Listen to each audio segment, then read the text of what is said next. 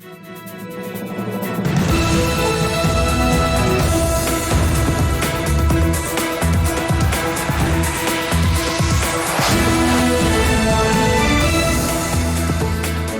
good evening. This is TV7 Israel News, broadcast to you from Jerusalem. And in today's top stories, Palestinian Islamists launched a barrage of rockets toward Israel's southern communities, drawing an Israeli retaliatory response.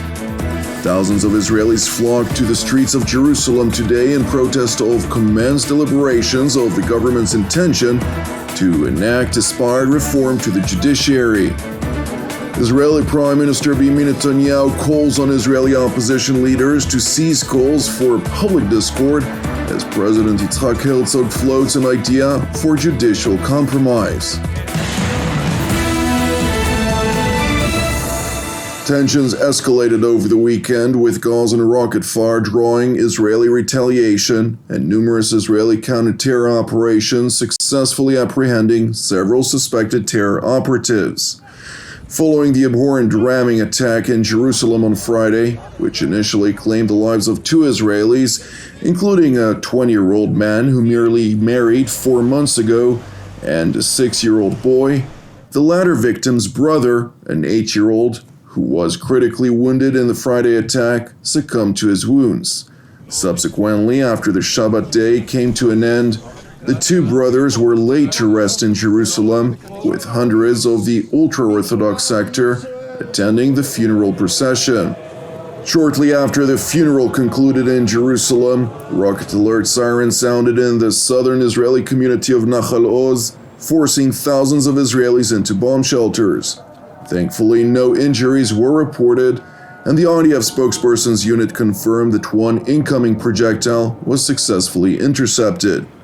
Meanwhile, overnight and on Sunday morning, as part of Operation Wavebreaker, IDF, ISA or Shin Bet, and Border Police Special Operations units conducted extensive counter-terror operations throughout the West Bank districts of Judea and Samaria, during which 7 suspected terror operatives were apprehended, including a senior member of the Tanzim militia, which is the paramilitary wing of the Fatah faction, whose leader is President Mahmoud Abbas. During the course of the operation to apprehend the senior Tanzim operative, who was responsible for planning terror attacks and other related activities, a group of armed militants opened fire toward the operating Israeli forces, who responded with live fire. And while a number of Palestinian militants sustained injuries in the exchange, no injuries were reported to the Israeli troops. Meanwhile, on Sunday morning, Israeli Prime Minister Benjamin Netanyahu, in opening remarks to his weekly cabinet meeting, voiced his condolences to the families of the murdered victims from Friday's act of terror and pledged to ratchet up Israel's war on terror. בימים האחרונים אנחנו ראינו שוב את ההבדל התהומי בין האכזריות של אויבינו לבין האנושיות של עמנו. אויבינו רוצחים ילדים קטנים בירושלים וצוהלים על רציחתם, כוחותינו מצילים ילדים קטנים בטורקיה ומברכים על הצלתם. בשם ממשלת ישראל אני שולח תנחומים מעומק הלב למשפחות הנרצחים בפיגוע הקשה בירושלים ביום שישי האחרון. יעקב ישראל פלי זיכרונו לברכה בן 6, אחיו אשר זיכרונו לברכה בן 8, אלתר שלמה לדרמן ז"ל בן 20 שהתחתן רק לפני 4 חודשים. כולנו מתפללים לשלום הפצועים, ביניהם אביהם של יעקב ואשר זיכרונם לברכה, שמאושפז בבית החולים. אני משבח את פעולת השוטרים שחיסלו את המחבל בזירה ובכך מנעו פיגוע קשה יותר. הלילה אטמנו את בית המחבל וביצענו מעצרים נגד משפחתו וסביבתו הקרובה. Netanyahu went on to announce his government's plan to pass a new law that would effectively revoke the citizenship of terrorists, all the while highlighting Jerusalem's intention to respond to the abhorrent acts of terror by deepening the roots of the people of Israel in their ancestral homeland by building more communities throughout the country. השבוע נעביר בכנסת את הצעתו של חבר הכנסת אופיר כץ לשלילת אזרחות מחבלים ולגירושם. התשובה ההולמת לטרור, אני אומר זאת שוב, כי זו המדיניות שלנו. התשובה ההולמת לטרור היא להלום בו בעוצמה ולהעמיק עוד יותר את שורשנו בארצנו. בהתאם לכך, הקבינט יתכנס היום כדי להיערך לפעולה רחבה אף יותר נגד מבצעי הטרור ותומכיו במזרח ירושלים וביהודה ושומרון, תוך הימנעות ככל האפשר מפגיעה בבלתי מעורבים. כמו כן, הממשלה תסמיך היום את הקבינט לחזק את ההתיישבות בארצנו, שאותה המחבלים מנסים לעקור. It is important to know that during the early hours of this morning today, IDF fighter jets launched an aerial strike in the central Gaza Strip, targeting a subterranean complex containing raw materials used for the manufacturing of rockets belonging to the Islamist Hamas organization. The IDF spokesperson's unit highlighted that the strike came in response to the Palestinian rocket fire, which was directed at Israel's southern communities on Saturday. Shortly after the Israeli aerial strike, Palestinian Islamists launched a barrage of rockets toward Israel's southern communities. Rocket alert sirens sounded in the town of Sderot and the community of Ruchama. The IDF spokesperson's unit subsequently confirmed that while 3 of the incoming projectiles exploded mid-air, a 4th landed in an uninhabited community. Thankfully, no injuries or damage were reported. Meanwhile, in response to the rocket fire, IDF tanks struck military posts belonging to the Islamist Hamas along the Gaza Strip. Nevertheless, Hamas did not report any fatalities in either of the Israeli strikes. Turning to Jerusalem, where the Parliamentary Review Committee, which began deliberations on the government's planned reform for the judiciary today, faced an unruly start as shouting matches quickly ensued at the get-go, with members of the opposition repeatedly shouting shame while banging on the tables. In tandem, outside the Israeli parliament, or Knesset in Hebrew, tens of thousands of Israelis gathered to protest the government's intentions to enact reform to the judiciary, concerned that the move would endanger Israel's democratic system. I came with my children to demonstrate for democracy. We all in a strike. We plan to go to Jerusalem afterward and take a stand and be clear that we won't stand for changing the democracy in Israel.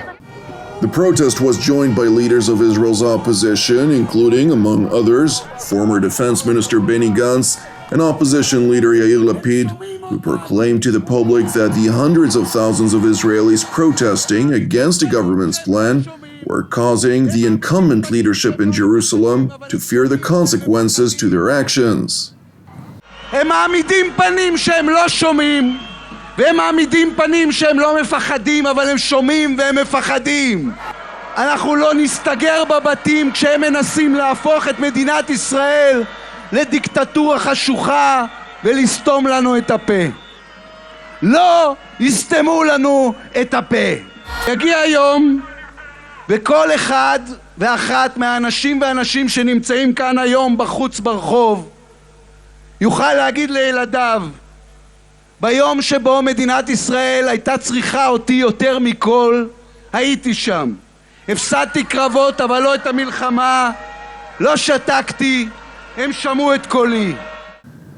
It is important to know that today's protests in Jerusalem, which caused many disruptions in the city and coincided with many businesses throughout the country being closed for the day, follows a separate mega protest that was held on Saturday night in Tel Aviv, in which, according to the organizers, approximately 250,000 Israelis flocked to the central city. Meanwhile, on Sunday evening, Israeli President Yitzhak Herzog floated the idea of judicial compromise for the purpose of preventing, according to him, a constitutional collapse, which he insisted would occur if the reform in its present form would be adopted. אני סבור כי מכלול חלקי הרפורמה במתכונתה הנוכחית מעלים חשש עמוק מפוטנציאל ההשפעה שלהם לרעה על יסודותיה הדמוקרטיים של מדינת ישראל. אנחנו כבר מזמן לא בוויכוח פוליטי, אלא על סף קריסה חוקתית וחברתית. אני מרגיש, כולנו מרגישים, שאנחנו נמצאים רגע לפני התנגשות, ואפילו התנגשות אלימה. רפורמה היא גם בסיס לשינוי מבורך, לצמיחה, להתאמה למציאות. Meanwhile, Prime Minister Benjamin Netanyahu responded to the rise of the hate-filled rhetoric and threats of public rebellion. In contrast to claims by the Israeli opposition, Netanyahu highlighted that his government won the election on a ticket which highlighted its intentions to enact judicial reform. אני מבקש לבקר כאן הבוקר בחריפות את הקריאות להפרת חוק, למרי אזרחי, לפגיעה מכוונת במשק ואפילו לשימוש בנשק מצד מי שמתנגדים למדיניות הממשלה. הממשלה קיבלה את אמון העם בבחירות דמוקרטיות. היא קיבלה מנדט ברור מאזרחי ישראל, ואיש כאן אינו יכול לערער זאת. איש אינו מערער גם על הזכות להפגין, אבל אי אפשר ואסור לקרוא לאלימות, לפעול באלימות, לקרוא למרי אזרחי, לכפות שביתה על רבים שאינם רוצים זאת. The Israeli premier further underscored the need to remain civilized in efforts to protect the state of Israel and to engage in dialogue that would ultimately bring about the desired change in a manner that befits a democracy. אני סמוך ובטוח שרוב עצום של אזרחי ישראל, בין אם הם תומכי הרפורמה או מתנגדיה, מתנגד לקיצוניות הזו ולא יאפשר למדינה להידרדר לאנרכיה. אני קורא לכולם להנמיך את הלהבות ולהיכנס לשיח ענייני.